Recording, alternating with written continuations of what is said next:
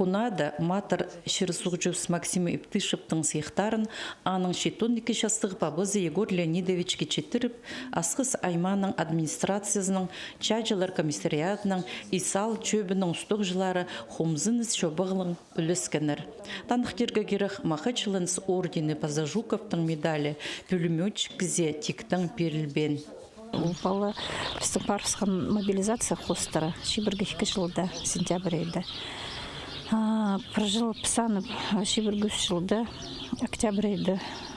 Сентябрьда келген бізге извещение, что Европарған.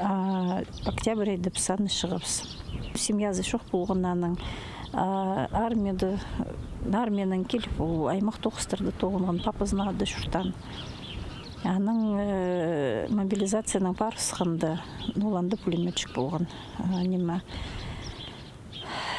Бірден еметпен ол қажын повестка келген, ол сразу келген. Военкомат сарылдыры, что біздің қады бараға.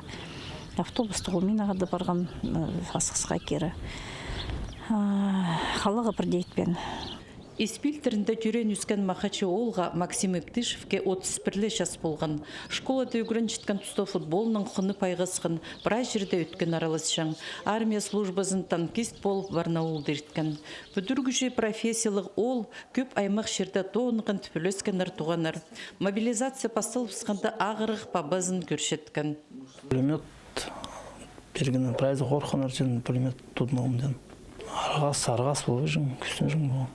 Строительный, я говорю, ну, идёт только строительный, тоже командиров колышу. Тиктің немес сақчым, ол жүн сыйықтыраға келді сонжы.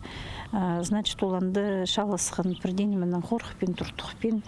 И поздно шұрты знандар тысылған пістің көшері үстінде шарық күн болзынды.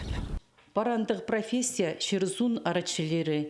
Иди алнындағы амыр қонықтық шұртас үшін Максим Иптышев осқыс Махачы оларыбыз тынарын бершелер.